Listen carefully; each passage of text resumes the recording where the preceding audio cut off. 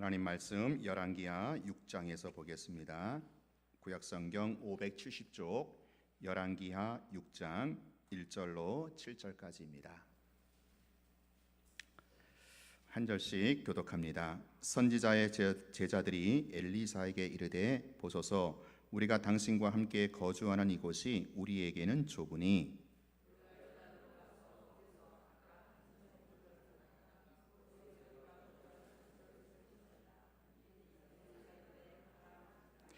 그 하나가 이르되 청하건대 당신도 종들과 함께 하소서 하니 엘리사가 이르되 내가 가리라 하고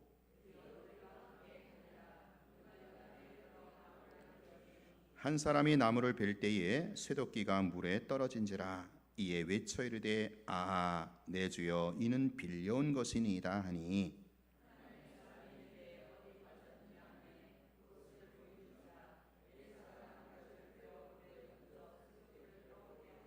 같이 합니다. 이르되 너는 그것을 잡으라 하니 그 사람이 손을 내밀어 그것을 집으니라. 아멘.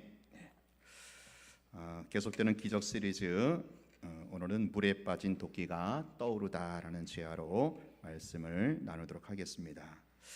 우리 하나님에게는 양면성이 있습니다. 하나님은 아주 크신 또 위대하신 분이시지만 때로는 아주 작아지실 수도 있어요.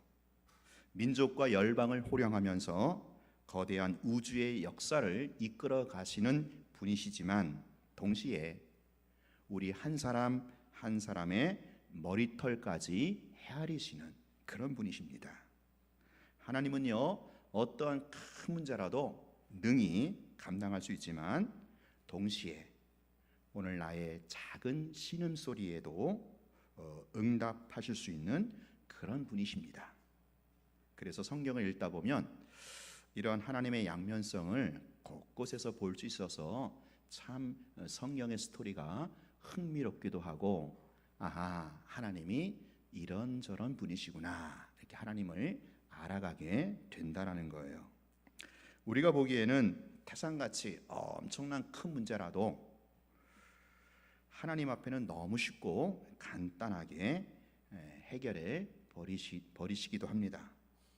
또한 이거 감히 하나님 앞에 갖고 나갈 수 있을까? 너무 작아 보이고 초라한 문제같이 보이지만 그것조차 하나님은 관심을 가지시고 섬세하게 응답을 해 주신다라는 거예요. 오늘 본문은요 아주 흥미로운 사건입니다. 나만 장군 얘기가 이제 5장인데 그 5장은 건너뛰고 제가 예전에 설교했기 때문에 그 이후에 나오는 사건인데 물에 빠진 도끼가 이렇게 떠오르는 그런 사건입니다. 어떻게 보면 이게 참 크고 놀라운 기적이잖아요. 자연 법칙을 거스리는 그런 사건 아니겠어요? 동시에 어떻게 보면 이건요 그냥 애들 수준에 맞는 뭐 동화 같은 그런 이야기이기도 해요. 아무튼 하나님의 양면성을 잘 보여주는 그런 사건이다라는 거죠. 자, 먼저 사건의 전모를 살펴보면 엘리사는 당시 그 목회를 준비하는 그 선지 생도들, 그러니까 신학생들이라고 볼 수 있겠죠. 신학생들과 함께 당시에 이제 신학교를 운영하고 있었던 것 같아요. 엘리사가 사역을 했던 그 갈멜산 근처에 지어들과 함께 기거했다. 이거 보면은 아마 신학교를 운영하지 않았는가. 이제 기숙사까지. 그런데 이제 엘리사에게 이제 배우고자 하는 이런 신학생들이 선지생도들이 점점 이게 많아지는 거예요. 그래갖고 그 이제 엘리사와 그 기존의 선지생도들이 기거할 처소가 좁아진 겁니다. 여러분 당시 이 시대가 어떤 시대입니까? 물론 이제 아합은 죽었어요. 그러나 여전히 이세벨은 눈이 시퍼렇게 떠 있고 여전히 바알과 아세라 종교로 도배해 버린 이스라엘이 그런 나라였습니다. 백성들은 바알 우상 숭배에 빠져서 이 시대에 하나님을 믿고 섬기는 게 참 굉장히 어렵고 힘든 그런 시대입니다. 그런데 지금 이제 장차 하나님의 일을 하기 위해서 준비하고 공부하는 젊은 신학도들이 지금 많아졌다라는 거예요. 이게 참 얼마나 큰 축복인지 모릅니다. 우리 한국교회 그 성장 곡선을 보면 한국교회가 이렇게 계속 성장할 때 더불어서 신학교도 계속 뭐랄까요, 이게 그 학생들이 많고 모집 학생들이 많아지고 호황을 누렸다고 합니다. 근데 이제 지금 어쨌든 이 한국교회가 마이너스를 향해 나가고 있는데, 동시에 지금 신학교가 운영이 힘들대요. 웬만한 신학교가 학생들이 안 오니까 지금 그러한 실정인데, 지금 이 엘리사 시대에는 어쨌든 이제 신학생들이 많아졌기 때문에 그들이 기거할 처소가 모자라게 된 것인데, 이것은 이스라엘을 향한 하나님의 은혜고 축복이라 할 수 있고요. 또한 그만큼 이제 앞선 엘리야나 이어지는 엘리사로 이어지는 그 영향력이 컸다라는 그런 증거가 되기도 하지요. 자, 하지만 갑자기 숫자가 불어난 것이 문제였습니다. 함께 기거할 처소가 너무 좁아졌기 때문에 그래요. 자, 지금 이 신학교 이들에게는 당장 새로운 장소로 이전하거나 또 새로운 건물을 지을 돈이 한 푼도 없었지요. 뭐 예나 지금이나 신학교가 어디 돈이 있겠습니까? 자, 이때 고맙게도 선지 생도들이 이 일을 해결하기 위해서 스스로 발벗고 나섭니다. 2절에 보면 자신들이 요단 근처에 가서 직접 나무를 해가지고 그 나무를 가지고 그곳에 넓은 처소를 좀 만들어 세우겠다, 그렇게 지금 자원을 합니다.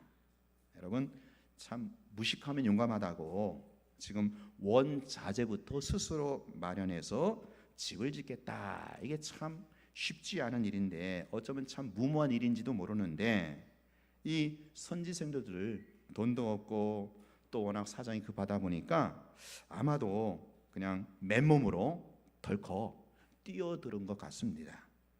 엘리사도 그런 그들의 마음이 고마워서, 그 제자들의 마음이 얼마나 고맙습니까? 그래서 그들을 이제 축복을 합니다. 여러분, 예전에 그 하영조 목사님 계실 때 오늘의 교회 그 CGN TV 아시죠? 그게 이제 생기게 된 경위를 제가 잠깐 들었는데, 그게 이제 CGN TV가 24시간 그 방송이 되는 거예요. 근데 전 세계 다 이렇게 위성 중계가 되는 엄청난 방송이에요. 이제 그걸 만들 때 그 당시 교회에 그 방송 전문가가 아무도 없었대요. 전문가들이, 그래서 원래 이 방송 전문가들이 그 위성 뭐 방송을 세운다는 얘기를 듣고 참 기갑차다, 코웃음을 쳤다는 겁니다. 거기 교회 아무런 전문가도 없고 뭐 재정도 없고 그런 상태에서 위성 방송을 세우겠다니, 사실 그랬지요. 뭘 몰랐으니까 덤벼들어서 그냥 그 시작한 거지, 그게 얼마나 어려운 줄 알았더라면 아예 처음부터 시작을 안 했을 거다, 이제 그런 얘기도 하시는 것을 제가 들었어요. 그러나 그렇죠? 하나님은요, 비록 좀 무식하지만 주님을 위한 그 복음 선교를 위한 선한 열정으로 뛰어든 그 온누리 교회 그리고 화영조 목사님을 축복하셔서, 여러분 지금 이 CGN TV가 얼마나 놀랍게 쓰임 많은지 몰라요. 이 CGN TV는요 지금도 이슬람권을 들어갑니다. 이슬람권, 아랍권까지 들어가서 그 CGN TV를 통해서 많은 사람들이 회심을 하고 또 하나님 앞에 돌아오는 이런 역사가 지금 일어나고 있습니다. 이 한 국가도 감당하기 힘든 이 방송사를 운영하고 있는 거예요.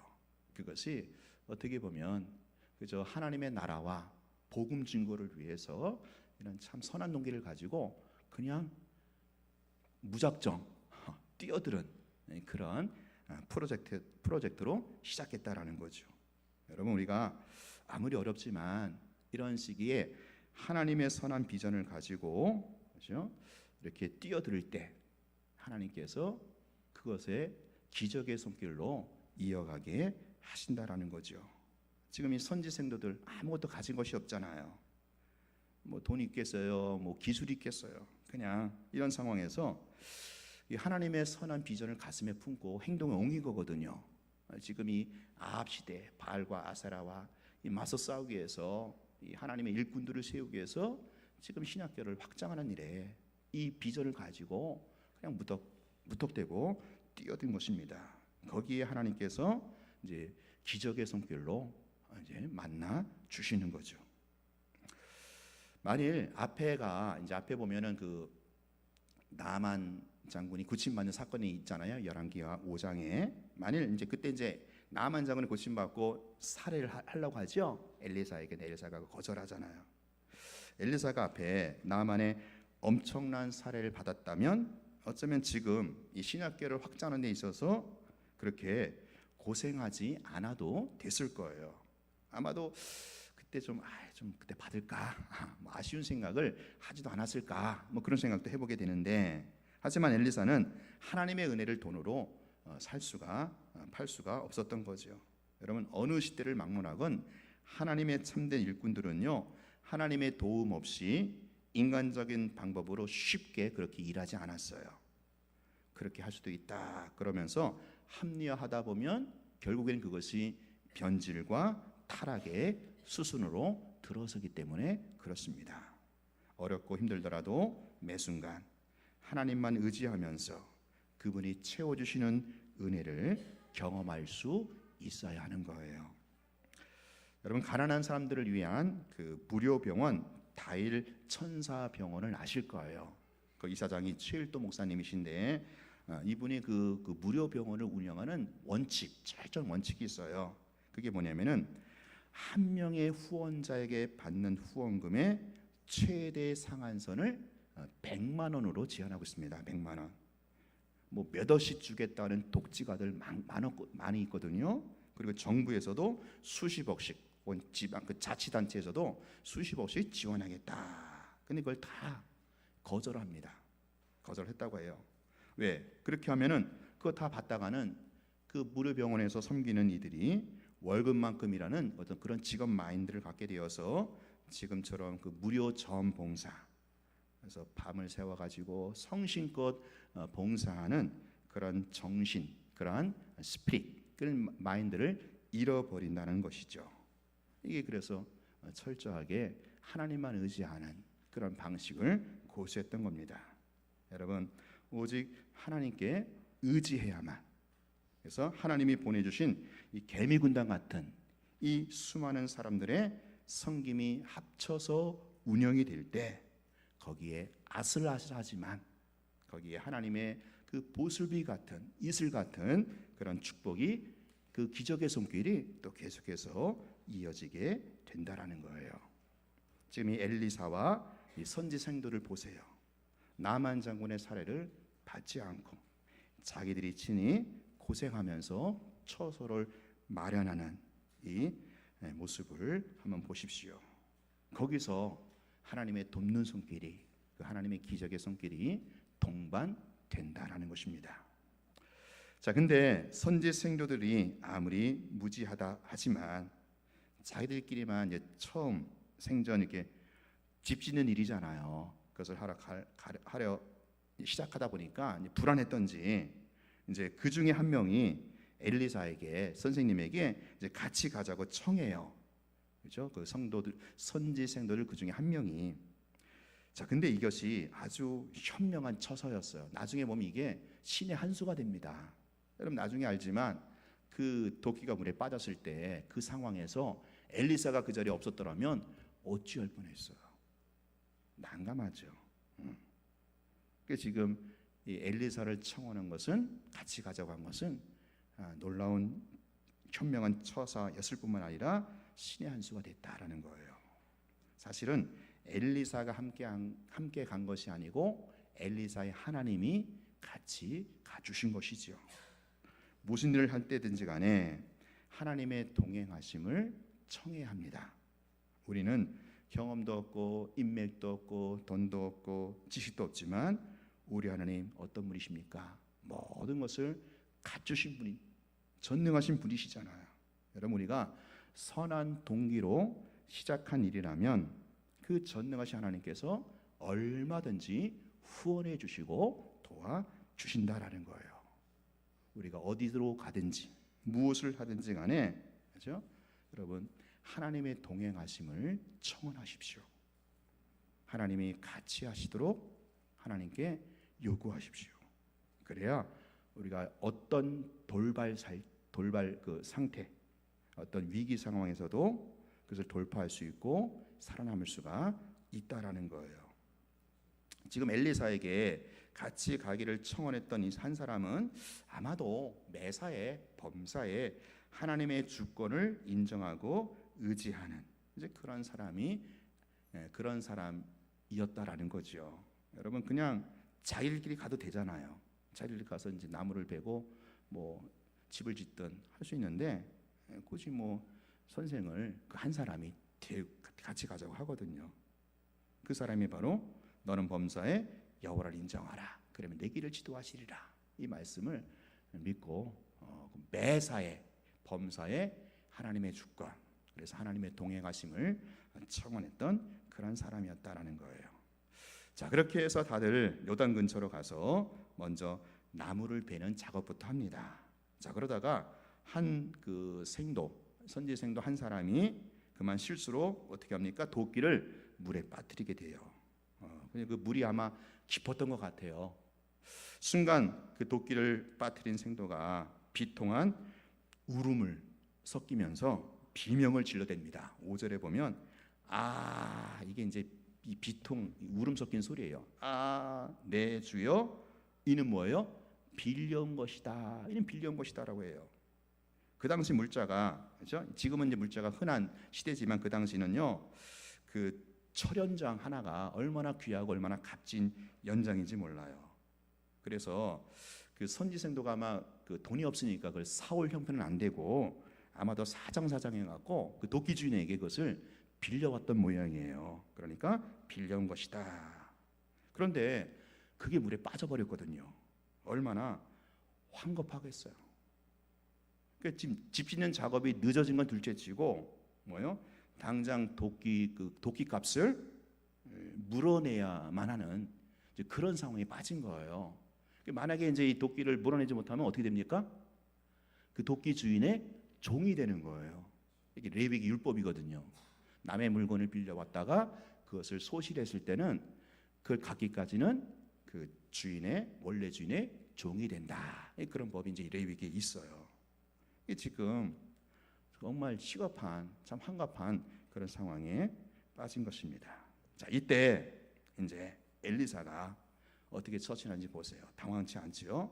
엘리사가 어디에 빠졌냐 이제 물어본 다음에 거기에 이제 나뭇가지를 베어갖고 딱 던졌어요.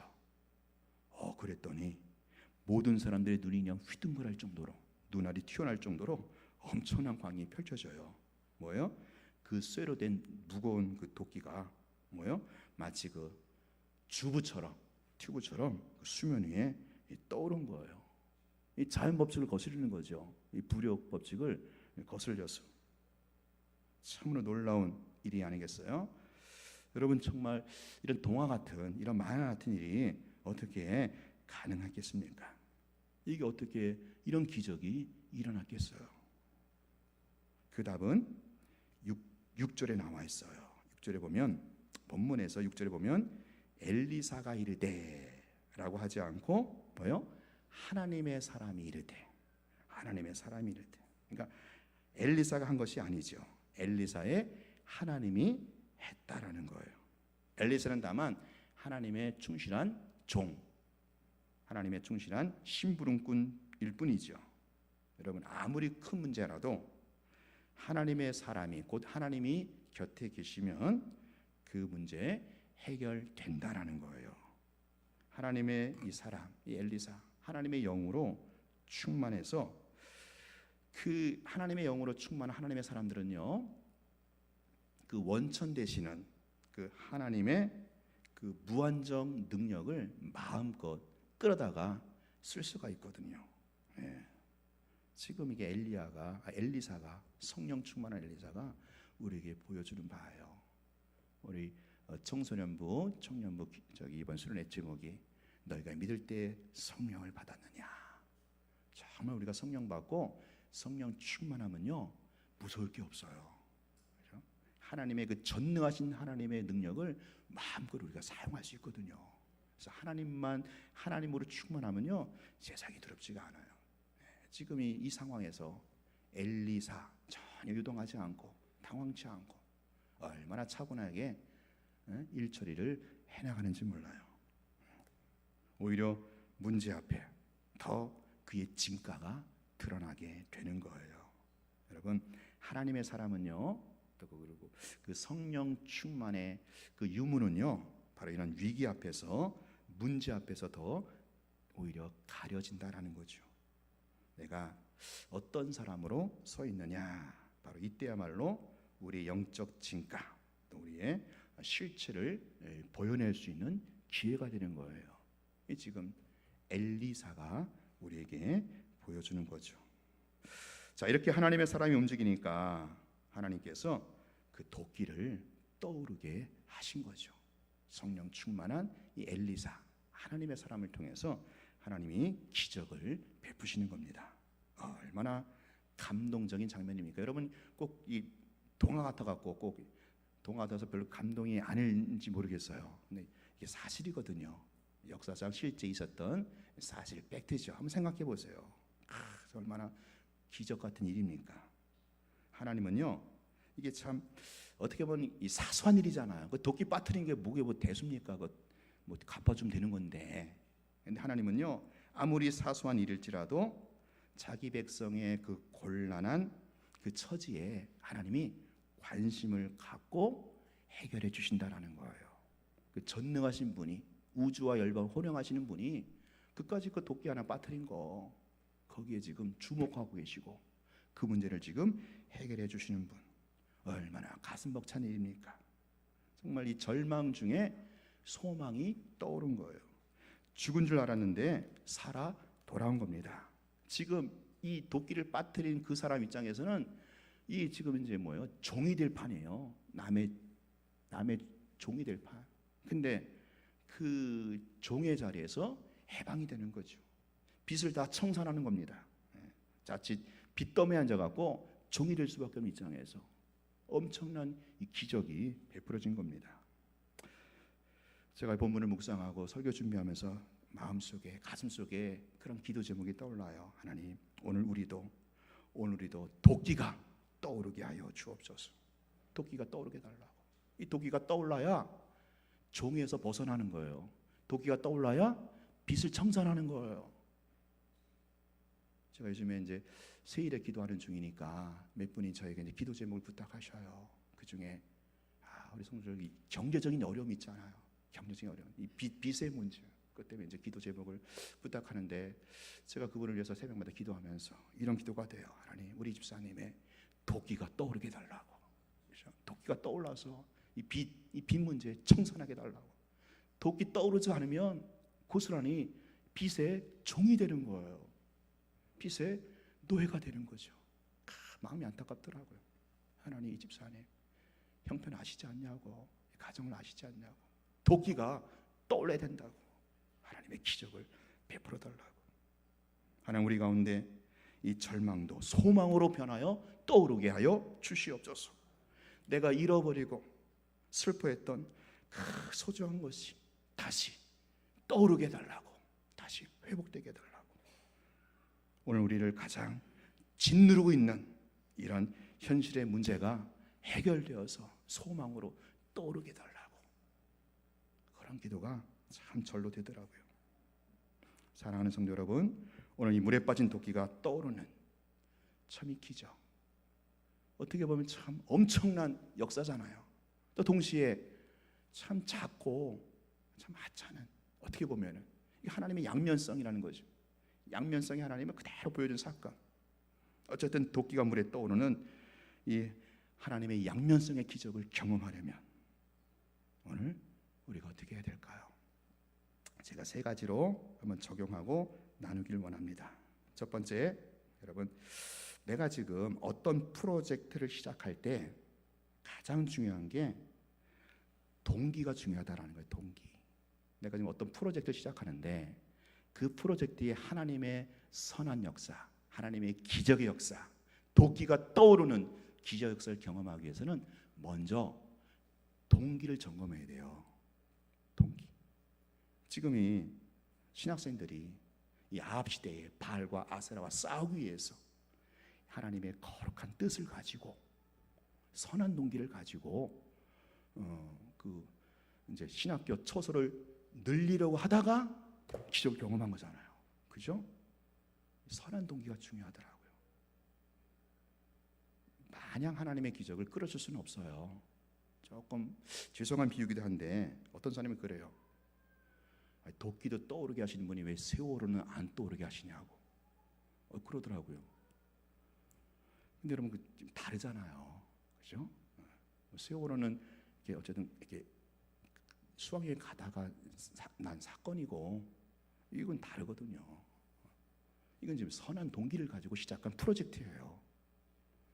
우리가 내가 지금 어떤 일에 기적을 경험하기 위해서는요, 다시 거슬러 올라가서 동기부터 점검해야 되는 거예요. 동기. 하나님 앞에 캥기는 게 없어야 돼요. 내가 자신 있게 하나님 앞에 그 하나님의 전능하신 하나님의 능력을 끌어들일 수 있을 만한 내 안에 당당함이 있어야 돼요. 그게 뭡니까? 동기라는 거예요. 선한 동기. 너 지금 무슨 동기를 가지고 그 일을 하려고 하느냐? 그 동기가 하나님 앞에 선하면, 하나님의 뜻과 목적이 부합하다면요, 하나님이 왜 기적을 안 베풀어 주시겠어요?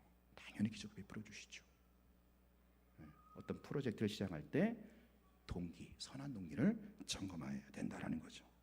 두 번째, 어려울 때에, 이번에 어려울 때에 남에게 손 벌리지 말고 우리가 직접 뛰어들어야 된다라는 거예요. 이거 지금 보세요. 엘리사도 그렇고 그 신약성도 그렇고 엘리사 얼마든지 그 나만 장군의 살해를 끌어들 수 있거든요. 살해받고. 그리고 선지생도들 뭐 이런 거 있잖아요, 그렇죠? 그 어쨌든 그 이스라엘 백성들 가운데 하나님을 섬기는 교회들 다 찾아가면서 후원 받을 수도 있잖아요. 지금 신학교가 좁다, 신학교 확장이 된다. 그래가지고 자기들이 이렇게 모금 활동할 수도 있거든요. 그렇게 안 했어요. 어떻게 합니까? 선지생들이 직접 무식하면 용감하다고 그냥 뛰어드는 거예요. 자기들이 나무 배에서 집 짓겠다고 뛰어들을 때 거기에 하나님이 역사를 하시는 거예요. 우리가요, 어렵다고 힘들다고 자꾸 남에게 손 벌리고 남을 의지하고 도와달라고 하면요, 그 사람 평생 그렇게 삽니다. 그죠? 평생 그렇게 사는 거예요. 기적을 맛보지 못하고 그냥 계속 꾸는 인생으로 사는 거예요. 꾸는 인생으로 연명하는 거죠. 죄송한 비유지만 교회도 그런 것 같아요. 교회도 미자립 교회, 개척교회 보면요, 뭐 그런 교회가 있어요. 노예에서도 보면은 자 그렇게 도와달라고 막 했는데 그런 교회는 평생 그 상황을 벗어나지 못하더라고요. 가만히 보면. 네. 어려울수록 힘들수록 남에게 손 벌리는 게 아니라 내가 직접 뛰어들어야 돼요. 거기에 그걸 하나님 보시더라고요. 하나님 보시는 게 그거 같아요. 네가 몸소 뛰어드느냐, 네가 몸소 거기에 뛰어드느냐. 그럴 때 하나님 그거 보시고 기적의 손길을 예비해 주시고 베풀어 주시더라라는 거죠. 마지막 세 번째, 일상에서 이제 하나님의 동행하심을 청구해야 돼요. 자, 지금 엘리사를 청하죠. 한 사람이. 그게 신의 한 수가 됐다 그랬죠? 근데 그 상황에서 엘리사 청하는 거 별거 아니거든요. 그거는 일상입니다. 그렇죠? 일상. 나중에는 그게 신의 한 수가 되는 거예요. 그렇게 엘리사를 청했던 사람은 바로 범서의 여호와를 인정하는 사람이었죠. 그러니까 범서의 여호와를 인정하니까 그런 사람은요, 비상사태 때 하나님의 돌보심을 경험하게 되는 거예요. 우리가 범사에, 매사에 하나님의 주권을 인정하고 하나님의 동행하심을 청구할 때 그런 사람이 비상사태 때 하나님의 살아계심의 기적을 경험하게 된다라는 거죠.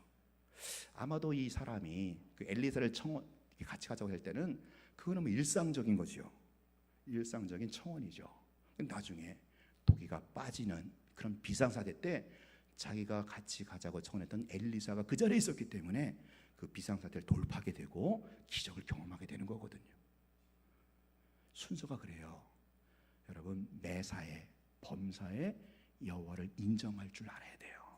하나님의 주권을 인정하고 순간순간 하나님의 동행하심을, 하나님의 도우심을 청구할 때 그런 사람에게 하나님이 특별한 일을 베푸시는 거예요. 특별할 때, 어떤 비상사태 때 위기 상황 때 하나님께서 기적의 손길을 베풀어 주시더라. 오늘 여러분의 삶 가운데 이러한 이 일상의 범사에 하나님을 인정하심으로 가라앉은 토끼가 떠오르는 이런 특별한 역사가 여러분 삶 가운데 펼쳐지기를 주의 이름으로 축원합니다. 기도하겠습니다. 하나님 아버지, 우리가 살다 보면 원치 않는, 예기치 않는 위기 상황을 만날 때가 있습니다. 이럴 때마다 다시 한번 하나님의 살아계신 손길을 경험하는 우리 영광교회 권속들 되게 하여 주시옵소서. 아버지, 하나님이 우리의 동기를 묻고 계시는데 먼저 우리가 하나님 앞에서 선한 동기로 다시 한번 점검하게 하시고 하나님의 도우심을 당당하게 구할 수 있는 그러한 프로젝트로 시작하게 하여 주시옵소서. 아버지, 우리가 특별히 경제적으로 물질적으로 어려운 가운데 있는 우리 가정들이 있습니까? 주님, 그 가라앉은 토끼가 떠오르는 기적의 역사를 베풀어 주시옵소서. 범사의 여호와를 인정함으로 특별한 경우에 하나님의 살아계심을 경험하는 귀한 기적을 허락하여 주시옵소서. 예수님 이름으로 기도합니다. 아멘. 우리